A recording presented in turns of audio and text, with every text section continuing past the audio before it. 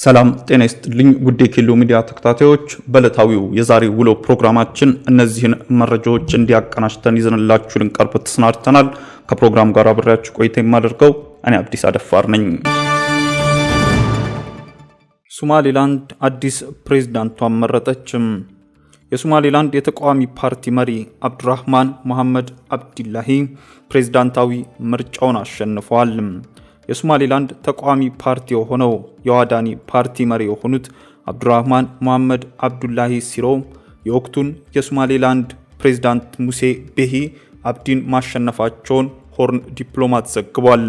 የሶማሊላንድ ምርጫ ኮሚሽን የዋዳኒ ፓርቲ እጩ አብዱራህማን መሐመድ አብዱላሂ የአገሪቱ ፕሬዝዳንት ሆነው መመረጣቸውን ይፋ ማድረጉን ተከትሎ አብዱራህማን ስድስተኛውን የሶማሊላንድ ፕሬዝዳንት ሆኗል ተብሏል። በሶማሊላንድ ባሳለፍነው ሳምንት ህዳር 4 ቀን 2017 ዓ.ም የተካሄደው ፕሬዝዳንታዊ ምርጫ የሶማሊላንድ ብሔራዊ ምርጫ ኮሚሽን ግልጸኝነት የተሞላበት የመራጮች ምዝገባ እና የእጩ ማቅረቢያ ሂደትን አካሂዷል በሚል ከዓለም አቀፍ አጋሮች አድናቆት ተችሮለታል። ኢትዮጵያ በበኩሏ የሶማሊላንድ የምርጫ ኮሚሽን ነፃና ፍትሃዊ ምርጫ ማካሄዱን አድንቃም ሂደቱ የሶማሊላንድን የአስተዳደርና የዲሞክራሲ ስርዓት ብስለት የሚያንጸባርቅ ነው ስትል መግለጿ ይታወሳል። የአሜሪካ ከፍተኛ ባለስልጣናት ከኢትዮጵያ መከላከያ ሚኒስቴር ጋር በአማራና በኦሮሚያ ክልል ባለው ግጭትና በትግራይ ተዋጊዎችን በማቋቋም ዙሪያ መወያየታቸው ተገለጸ። የአሜሪካ ከፍተኛ ባለስልጣናት ከኢትዮጵያ መከላከያ ሚኒስቴሯ አይሻ መሐመድ ጋር በኦሮሚያና በአማራ ክልሎች ያለውን ግጭት መፍታት የሚቻልበት ጉዳይ ላይና የትግራይ የቀድሞ ተዋጊዎችን ትጥቅ የማስፈታት መልሶ የማዋሃድና በማቋቋም ሂደት በማጠናከር ዙሪያ በአዲስ አበባ መወያየታቸውን በኢትዮጵያ የአሜሪካ ኤምባሲ አስታውቋል። ትላንት በተካሄደው ውይይቱ የአሜሪካ የኢትዮጵያ ግንኙነትን ለማጠናከር የሚያስችሉ መንገዶችን መዳሰሳቸውን የተገለጸው ውይይቱን ያካሄዱት የአሜሪካ አምባሳደር እንዲሁም የአሜሪካ ስቴት ዲፓርትመንት ምክትል ረዳት ጸሐፊ በአሜሪካ የውጭ ጉዳይ ሚኒስቴር የአፍሪካ ጉዳዮች የመከላከያ ረዳት ጸሐፊ እና ሌሎች የአሜሪካ የውጭ ጉዳይ ሚኒስቴር ያካተተ ልዑካን ቡድን እና የመከላከያ ሚኒስቴሯ አይሻ መሐመድ መገኘታቸውን የኤምባሲው መረጃ አመላክቷል።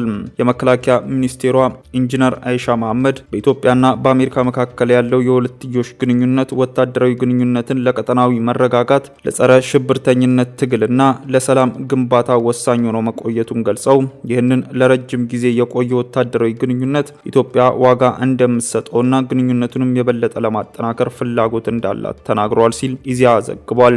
የአሜሪካ የውጭ ጉዳይ ሚኒስቴር የአፍሪካ ጉዳዮች የመከላከያ ረዳት ጸሐፊ በበኩላቸው አሜሪካ ከኢትዮጵያ ጋር በተለይ በጸጥታና በሰላም ላይ ያላትን የቆየ ወታደራዊ ትብብር ይበልጥ ለማጠናከር ከፍተኛ ፍላጎት እንዳላት ገልጸዋል። በትግራይ በየሳምንቱ ከ17000 በላይ ሰዎች በወባ እየተያዙ ነው ተባለም። በትግራይ ክልል ባለፉት 2 ሳምንታት ውስጥ በየሳምንቱ 17000 ሰዎች በወባ በሽታ መያዛቸው ተገልጿል።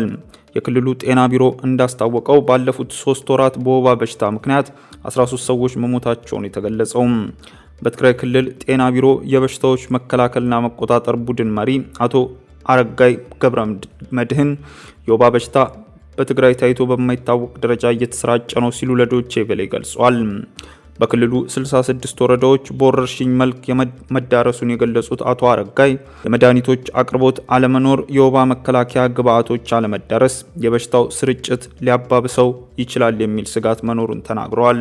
ጦርነቱን ተከትሎ የጤና ስርዓቱ መፍረስ፣ የሕክምና ባለሙያዎች ውሱንነት፣ የወባ መከላከያ ግብዓቶችና መድኃኒቶች አቅርቦት እጦት፣ የአስተዳደር አካላት ትኩረት አለመስጠት የወባ በሽታ በከፍተኛ ሁኔታ እንዲሰራጭና ወረርሽኙ አሳሳቢ እንዲሆን እንዳደረገው ገልጿል።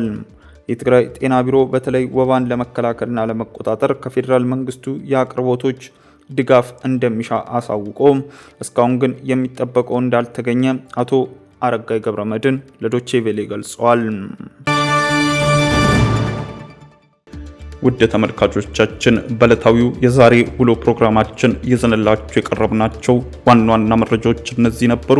ከፕሮግራም ጋር አብሬያችሁ ቆይታ ያደረኩት እኔ አብዲስ አደፋር ነበርኩ። ከሌሎች የኬሎ ሚዲያ ፕሮግራሞች ጋር መልካም ቆይታም